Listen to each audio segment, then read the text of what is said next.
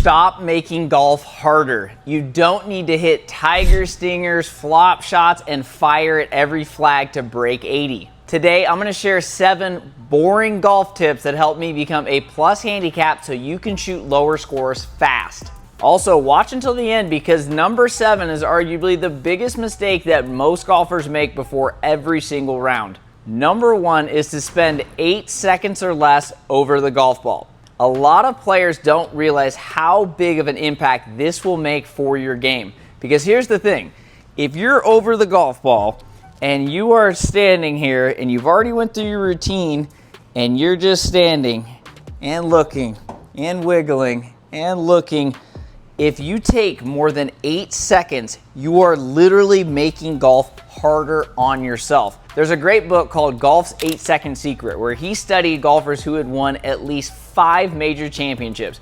Of those players, all but one stood over the ball for 8 seconds or less. So if you're standing over the ball and you're starting to doubt yourself and you feel like you don't have any confidence, speed up your routine. If you're doing your routine correctly and doing your practice swings behind the golf ball and then walking into the shot, you shouldn't even need 8 seconds. You should need 6 or 7 and go. The problem is that most golfers don't have that kind of commitment because they're not doing their homework behind the golf ball. And when you don't do your homework, that leads to lingering over it, that leads to a lot of doubt, fear, indecision, losing your target, and obviously not playing your best golf. So one of the easiest golf tips ever is to simply spend 8 seconds or less over the ball. Do it in practice and watch how much your ball striking improves, and I know it's going to have a huge impact on the course. The second boring golf tip that I know is going to help you break 80 is to play your game. Stop trying to swing like your buddies or your favorite golfer on TV. You have to play your game. And this is a huge mistake that I made for probably decades, actually. I was gonna say years, but probably decades, because I always wanted to swing like this person or swing like this person. And at the end of the day, I just had to learn that, hey, this is my body type, this is my physical limitations, this is my golf swing, and I just learned to accept it. Sure, I'm always trying to get a little bit better here and there, but at the end of the day, you have to learn how to swing your swing and play your game. You can't try to play like anyone else. So please, I beg you, swing your swing, play your game, and you're gonna have a lot more trust. When you pair that with spending 8 seconds or less over the golf ball, you're gonna be able to pick targets easier, you're gonna pull the trigger faster, and there's no doubt in my mind you're gonna hit better shots. The third boring golf rule that I know is going to help you break 80 is to stick to a consistent pre-shot routine. It's a common theme on this channel, and I talk about it a lot on my podcast, Wicked Smart Golf, because as far as I can see, it's the one thing that all elite players have in common. They have a consistent set of rituals that they do so they walk into the shot with confidence. So when you're with your routine, you're back here behind the golf ball, you're doing a couple of practice swings, you're feeling good about it. Once you feel good about it, then you can go right into the shot. You know your target, you've already picked everything out. You can do 1 to 2 looks and go.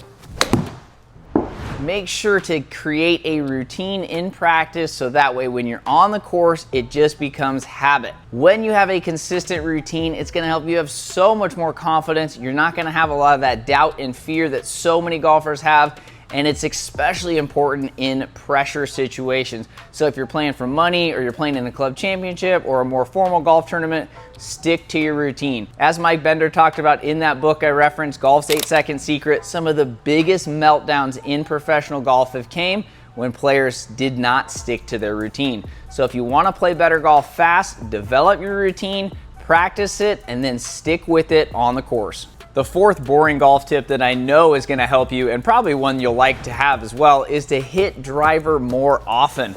So many golfers think that if I hit fairway wood or if I hit a hybrid, I'm going to give myself a better position. Sometimes, maybe, but at the end of the day, when you hit less than driver, only one thing is for sure. You're going to have a longer distance into the green.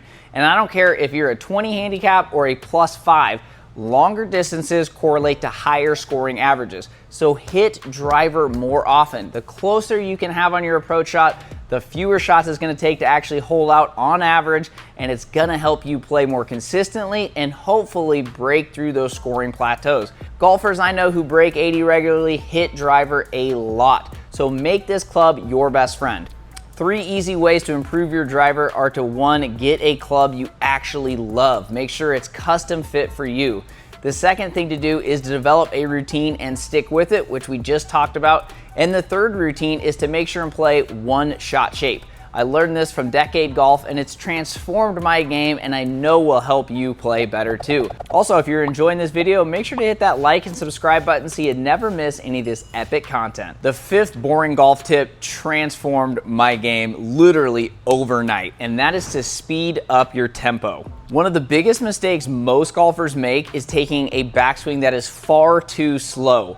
When you take a slow backswing, you're going to be slow, and then you get quick on the downswing. This was me to the T. This was me in 2016, 2017, 2018. I had way too slow of a backswing for years. It led to a quick transition, and it also limited my distance potential. So if you want to hit it farther and you want to sequence your swing better and you just want to improve your overall ball striking, start training your tempo. I love the Tour Tempo app. It's $25 and it is one of the best investments you can make in your game. I've had the creator John Novosel Jr. on my podcast, and it is one of our top performing episodes because once golfers understand that with the right tempo, it can literally add distance overnight. For most golfers, that means speeding up your backswing. There are a few outliers out there, of course, the Colin Morikawas of the world, but in general, if you watch professional golf, they all swing in about 1 second or less. But as mentioned in the book Tour Tempo, everyday golfers take 1.5 to 3 seconds to swing the club. When it's taking you that long, you're never going to create as much speed as you want, and it's going to make it really hard to play your best golf. Don't forget, there are countless studies that find the longer your driving averages are directly correlated to lower scores. When you use the previous tips with your driver with a better tempo, you're gonna hit it better than ever. I cannot recommend the Tour Tempo app enough, and we'll make sure to link to everything down in the description if you wanna listen to the full episode with John. The sixth boring golf tip to help you shoot in the 70s more often is to stop trying to get one back. As a mental golf coach, I help students reduce their number of blow-up holes, and I find that one of the main causes of these big numbers is because you're trying to get one back.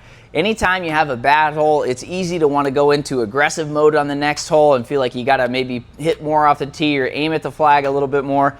But at the end of the day, that's usually just going to invite more big numbers into the equation. So stop trying to play hero golf. Sometimes you just have to take your medicine when you're out of position, try and get back in the fairway. If you can make par, great. But at the end of the day, bogeys are not the enemy. Just remember, you can make 0 birdies and 7 bogeys and still break 80. If you sneak in a few birdies, then you can even make more than that. So the goal, of course, if you are trying to shoot in the 70s more often though, is to reduce the big blow-up holes. And a lot of those come down to a lack of a routine and playing too aggressively. But I know if you're watching this video still, you're gonna stick to your routine, you're gonna hit the right shots off the tee, you're gonna swing your swing and play your game, and hopefully play a lot better every single round. So stop trying to play so aggressively because you have to reduce those double bogeys that are killing your chances of shooting in the 70s. The seventh boring golf tip that I know will help you is to make sure you're always warming up before the round. Way too many golfers neglect a good warm-up routine and then wonder why they get off to such slow starts. To play your best golf, you have to get there early. You want to make sure to spend plenty of time on the putting green, then go to the driving range, then go maybe to the chipping green if they have one, quickly back to the putting green, and then to the first tee. But if you're heading out there and you're rushing to the first tee and you barely have time to check in and don't hit any range balls, it's really hard to expect to play your best golf. Now, I'm not saying you have to get there 2 hours early like a PGA Tour pro. I know you have lives and families, but I want you to make sure that way you're getting there at least 30 minutes early so you can reduce your chances of injury and hopefully get off to a better start. There's nothing worse than feeling like you're not warmed up until the 6th or 7th hole. If you want to warm up like a pro, make sure to watch this video next where I go through some of the most common warm-up mistakes that most golfers make.